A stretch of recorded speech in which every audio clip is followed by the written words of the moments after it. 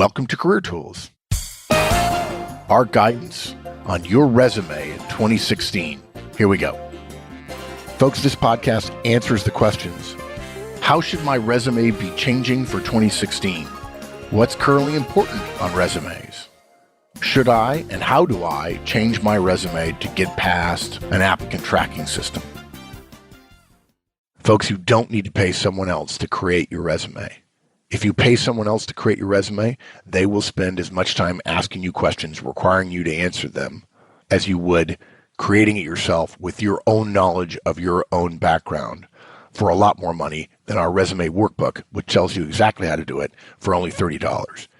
Page after page after page, over 50 pages, explaining in detail exactly how to handle every single line on your resume, why it's structured the way it is, what words to use, how to separate bullets from paragraphs, how to space things, what font to use, everything in enormous detail, because this is Career Tools, this is Manager Tools, and we know you want specifics. Okay, Wendy, our annual guidance on resumes, in light of the fact that those of us who have been around for a while are still in the workplace, probably not thinking about a resume, but new people are joining the workforce. People are thinking about changing jobs, and maybe it's been 10 years, and they go online and they read some really stupid guidance about video or My Little Pony resumes or which is actually real. I've forgotten that one. Yes, classic. As we've said many, many times, our resume guidance is timeless. It hasn't changed. One page, reverse chronological, description of the role that you're in prose, 2 to 3 sentences, and then bulleted accomplishments. But the market changes, technology about delivering resumes changes, and things become more and less important. So we like to update things and make people understand that if you're young and you're listening and you say, wow, their resume guidance is 11 years old, it's dated. It's actually not. But we want you to know that we're thinking of you, and you may want to take advantage of some of the new things that exist in the resume market, which would, as a general rule, be a bad idea. But anyway. So, Wendy, what's our guidance? So we have 4 parts to our cast. It's a candidate market for the first time in forever, it feels like. You think? Wow, very interesting. Definitely. Okay. Referrals always matter. Always, always, always. Yeah. Nobody reads anymore, apparently. And applicant tracking systems are in or out, depending on who you read. So these things kind of refer to the trends that we've seen. And so each section is in 2 sections itself, the trend, and then what that means for your resume. Okay. So you're saying the trend is it shifted from a buyer's market, from a firm, from a corporate market to a candidate market. That's the trend. Yes. If you look at I did some research, obviously, and looked at the economic figures. Just as I was writing this, the Apple figures for the last quarter came out.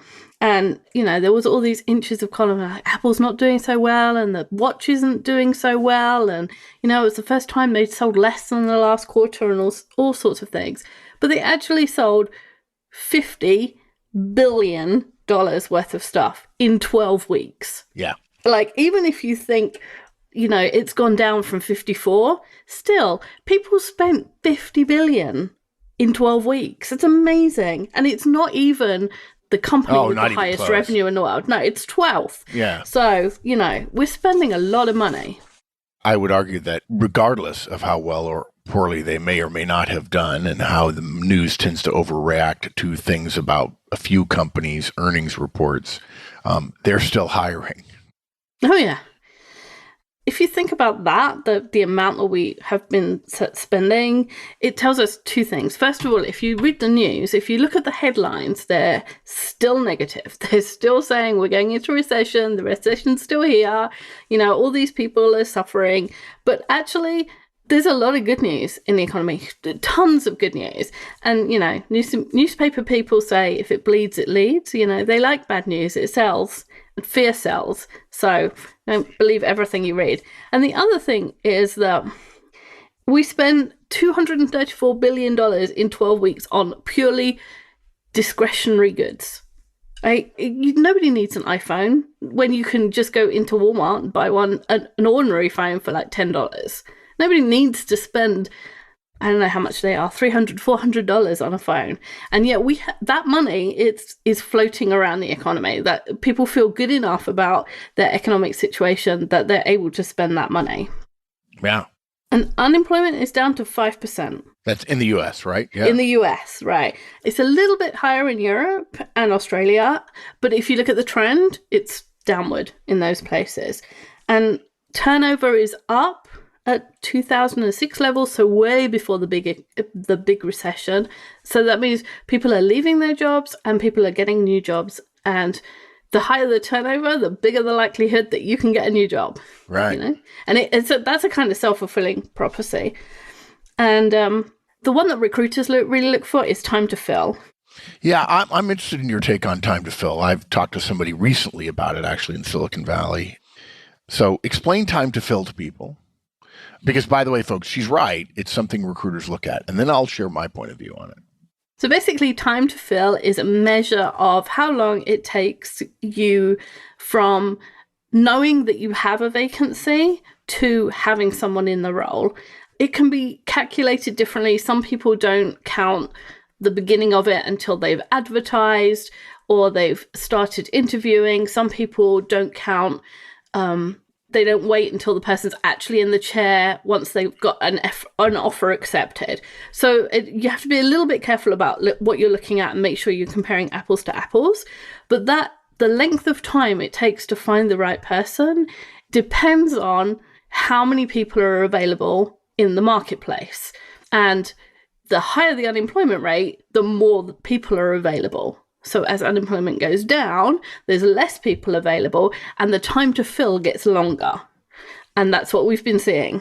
Yeah, the time to fill is going up and recruiters are saying, and the way they say it is that means it's harder to get people, which means candidates have more options and they're willing to wait and so on. It has been my experience, however, that time to fill is something when I talk to recruiters, I think a lot of them simply glom onto it as the metric. In this particular case, I agree with it, but I'm often disagreeing with it. And the reason why is time to fill can also go up in a really, really hot buyer's market. Time to fill went way up during the recession. And the reason why is companies weren't hiring. They had open slots, but they're saying, no, it's so hard for me to get an open requisition. I'm going to put a very high standard on it. And in the same way that companies adjust what their, quote, requirements, unquote, are for jobs, depending upon the market. I think it is a proxy for the market. I think it's generally helpful. I think most people who are listening now would probably not, you'd almost have to Google for it in order to find it. And I think it would be easy for a lot of people to miss that it can be at times misleading. At present time, I agree. It is going up. And I think you have to understand the trend rather than just hearing one person saying, oh yeah, it's going up, because a lot of recruiters have 3 or 4 clients.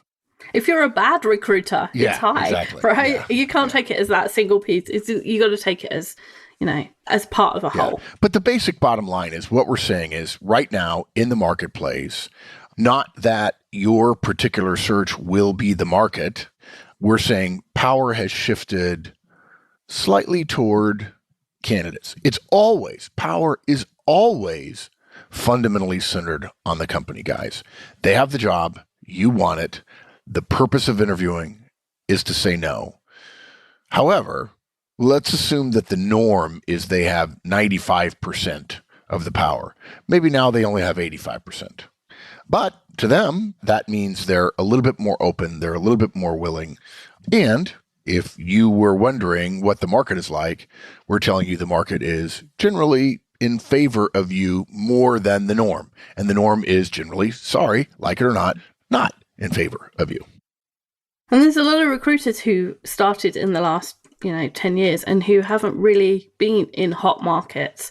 If you have a recruiter who's only been in that job for 5 years or something, you may not get the best service, which is one thing. Yeah. So What this means for your resume is it's way easier for you to stand out, even though there's more resumes in the market, because when recruiters get not desperate, they're not desperate yet, but when they don't have as much choice as they used to, they take a wider range of resumes. So basically they lower their standards. So if a hiring manager is given a bunch of resumes and 10 of them are really low standard and yours is there and yours is the 11th and yours is of a really high standard and you've quantified your accomplishments and all that stuff, then your resume is going to stand out way heads and shoulders above all of the rest. And if you've been listening to our guidance, even if you haven't done a resume in 5 years because you haven't moved, if you've been keeping up with your career management document, you'll have a lot of accomplishments and you'll have the documentation that you need to do a great resume.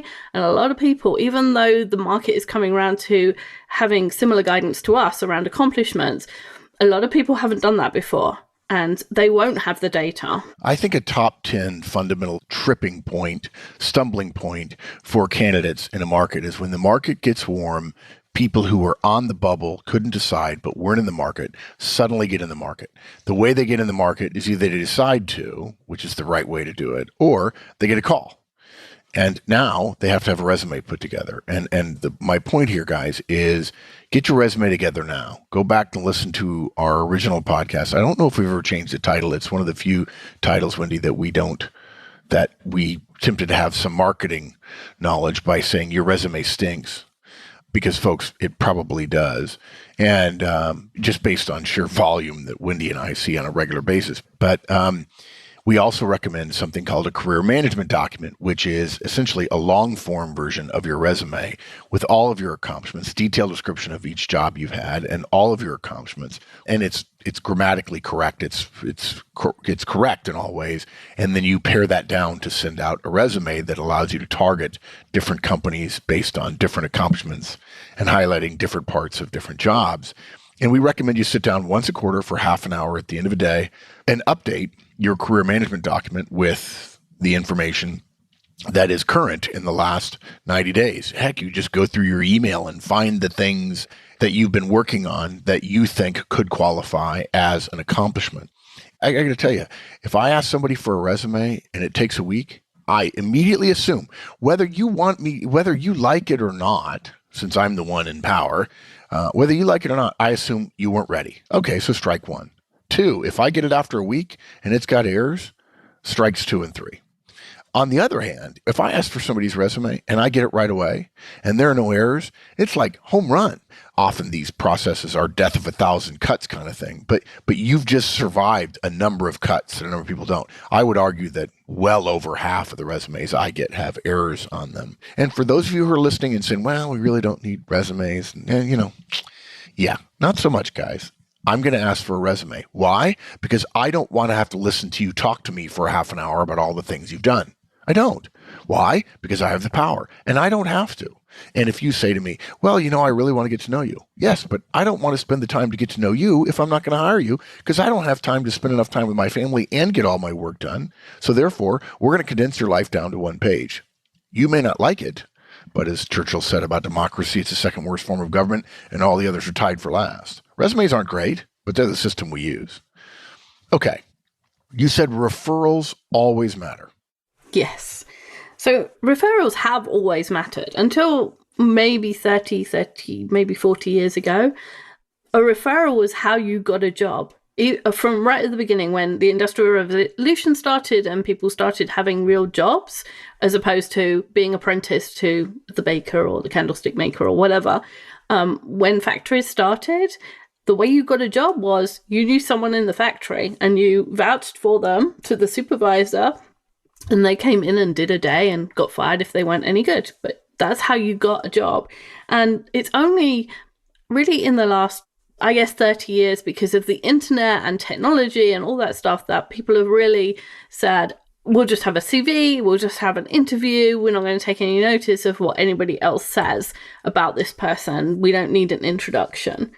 And yet, Referrals are really good news for companies. They cost very little. Often referral programs are incentivized. So the company will give the person their employee who refers somebody else, $500, $800. It depends how scarce the resource is or scarce the skills are. But the fact that they give money tells you that they're saving money somewhere else. And they definitely are. It's usually faster, because they know that the person's really interested in working for the company. You just get through the hoops more quickly. And your employee, who you already know knows the company really well, has already talked to that person that they're referring.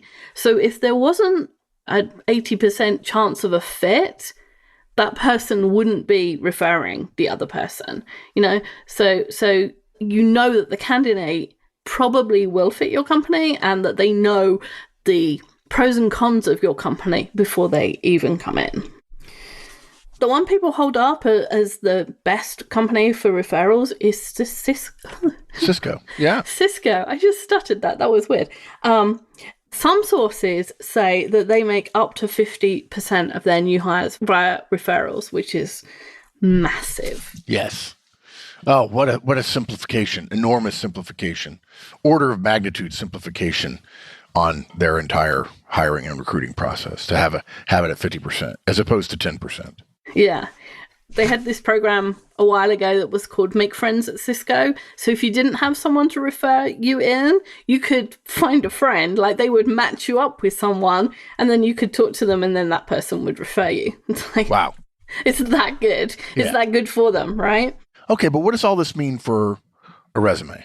It means that your resume has to stand alone. If somebody is passing on your resume as opposed to you sending a person directly an email with the resume attached and you write the email so that it looks like a cover letter and it has all the information that you want to position your resume. If that's not there, then you don't know how your resume is going to be presented. You don't know what other information that person's going to give. If you assume that the resume is just going to be given to someone and that person's going to say, hey, this was a referral, then you have to have all the information on your resume that tells the person, that tells the hiring manager not only what you can do and how well you can do it, and what do we say? Persuasively truthful? No, the other way around, right? Truthfully persuasive. No, persuasively truthful. Oh, I got it right first time. About your skills and your ability to fit in there. Yeah. And look, obviously, you don't give a resume to a friend who is going to refer you and give him anything less than the highest standard of something, because there are people who you hear talk about their company and they don't refer you, not because they don't think you could do it, but because the standard they apply is higher than what you want them to apply, because if you don't make it, they worry that they will be dinged. Hey, why don't you interview my buddy? And then they don't hire you and they say, yeah, he didn't work out. And that is now associated with your buddy, which is dumb, but it's true. And so therefore you have to meet a higher standard. It's got to be tailored and you got to get contact information right, email address. Yeah, you cannot assume that because you're getting a referral, there will be a different standard to your resume. Okay? Next, nobody reads anymore. Yes, apparently nobody reads anymore. So this was a quote I found from a career expert in Joey Coates. Nobody really reads full sentences anymore. They skim over and look for keywords and main points. Build your resume with this in mind. Draw the eye's attention to your key accomplishments and use bullets, bold, and other visual elements that stand out. And that's first, rubbish. Rubbish. Just in case. Usually when we quote experts, and by the way, for those of you who are licensees, you can download the show notes, and the word expert has quotes around it. The number of experts that you can read on the internet, and dividing that number, assume that number is 100, the number of people who are actually expert is 1. And nobody really reads full sentences anymore? Are you kidding? No, I'm sorry. Yes, they do. And yeah, we want key accomplishments and bullets, but visual elements, boy, that's just a recipe for disaster. Yeah, so sorry, go ahead. I found some quotes about attention span as well. Well, yeah, but okay, but we don't need to quote a bunch of people to tell them, yeah, people's attention spans are getting shorter. And I think I think a famous author, I can't remember who, wrote in the Atlantic magazine a couple of years ago, the internet is making us stupid, right? Oh, yeah. Because we're learning how to skim. So great, but that's been true for a long time, right? Yeah, and it's not, and of course it's not true because Yeah. we're buying more books than ever. We can Yeah. all binge on Netflix. You know, our attention span is exactly the same, and people have been worried about it for 200 years, not in the last 20. If you take that advice and you put call outs and color and graphs and quotes and images and different fonts on your resume, some resumes I've seen have all of those, the reader has no idea where to look. There's no flow. It's like going into a store and there's sale items and there's like red letter items and there's coats mixed with trousers and you don't know where to look and you can't find the thing you want. It's exactly the same on a resume. The reason a resume is reverse chronological and has the job titles and the responsibilities and the accomplishments is because it guides the reader through the things they want to know. Yeah, and look, if you put too much stuff in it, your resume will not scan well if there's an applicant tracking system in place. And guys, this is so easy. What this means for your resume is the only metadata your resume needs, and the way to think about metadata is if I stand 20 feet from you and hold up a document so that you can't read the words in it, I should be able to tell that that document is a resume. All of you who are listening know roughly what that would look like if I'm standing 20 feet from you. That's metadata. It's data about the data. You know that that document is a resume. That's the format. It has been that way for a long, long time. Don't get me started about what used to be before resumes. You may not like resumes, but what happened before was really bad, which is why you never put references on a resume. But there needs to be a clear structure, and the structure is what we recommend. The structure is not what we recommend because we recommend it. We recommend it because we know hundreds of recruiters. Wendy and I have both recruited. We've both looked at tens of thousands of resumes. I promise you, if you do anything unusual, you have just doubled the standard that I'm going to apply. Because you think you're the one guy who the rules don't apply to. And if you're going to work at a small company, fine. With 5 people, fine. And particularly if you have a referral there. But if you're going to a larger company, and frankly, at some point, those small companies will start doing it the way larger companies do, because that's how you get to be larger. If you're going to a larger company, they have no desire for that. None. You're going to stand out and be yourself and be unique and be creative in the interview. And the purpose of your resume is to get an interview, and you're not creative enough. No offense. You're not creative enough to be so different from the metadata that recruiters like us want that you can actually have your creativity be a plus. Okay, so let's talk about applicant tracking systems. You say there are different stories. I would simply argue, Wendy, that they were hot for a while in the news when they were being installed because the companies that sold them would put out press releases saying another company used our stuff and so on. And so people don't talk about them. In my experience, they're being used less, in part because when the market starts to heat up, if a recruiter gets an open requisition or something, he or she wants to move quickly. And if you get your resume in front of the right person, that person is not going to say, well, we have to put this through a tracking system. They're not. Particularly if you're a senior manager, right? Oh, yeah. If you're doing a blind application to a company, sure, they will. But frankly, when you put ATSs together with referrals, like, yeah, if I have a referral, I'm probably not going to have to worry about the applicant tracking system. Yeah, you just bash in like the details that allow you to make the offer, and that's enough. So yeah, it depends on who you read. Some people are saying, yeah, ATSs are growing, more companies are getting them, more of the whole process is being put into ATSs. Other people are saying, like you, when candidates are shorter and recruiters want to make hiring faster, the ATS kind of goes out the window. And it always did in my case. I was like, oh, yeah, system? No. But it doesn't really matter whether you think your resume is going to go into an ATS or not, because if you follow our guidance on a resume, then it'll be fine in an ATS and it will be fine on a recruiter's desk. So keeping the format simple, not using anything other than bold and underline and the very simplest of bullets. Because if you use anything, if you use a star or a little tilde to make a line or anything that's not the very most basic thing, it looks rubbish when it goes into the ATS because they strip it all out of the Word document. And then you need to include the industry and role-specific words. So if you're a project manager, it needs to say budget, on time, on scope. It needs to have those kind of words in it so that if somebody is searching an ATS, that your resume comes up. But again, if you write your resume thinking about what the hiring manager needs and tailor it to the opportunity, those words should end up in your resume anyway. If you're trying to tailor it, then either you can or cannot. If you try to tailor it and it doesn't get through, assuming your formatting is neutral, then you're probably not right for the job. Whether you think you're right for it or not, that's the whole, the crux of these problems. You know you can do the job, but the company's process, as clumsy as it is, says you can't. And this is why we say they have 95% of the power, or 85% right now.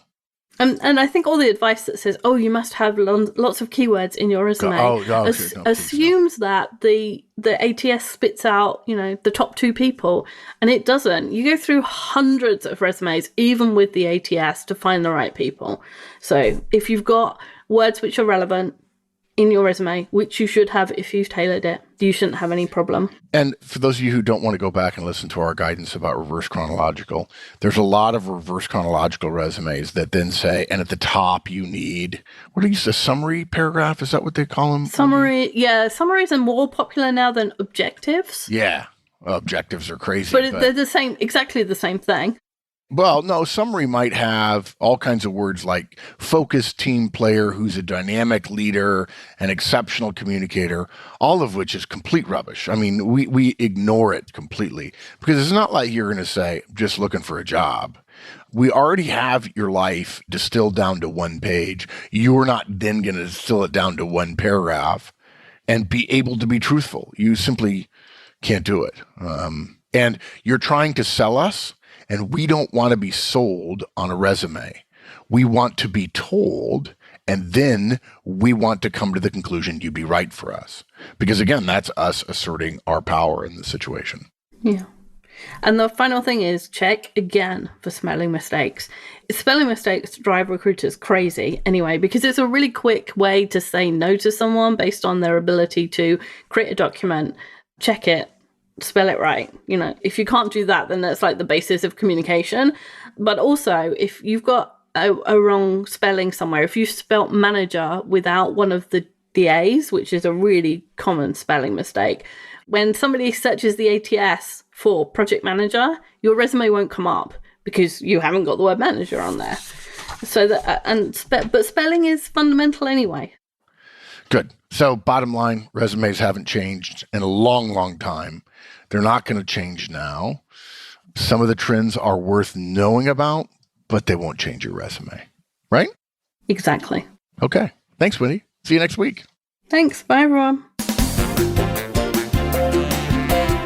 That's it for our annual update on resumes. We get so many questions. We like to stay current, but as always, Career Tools is timeless and not timely. See you next week.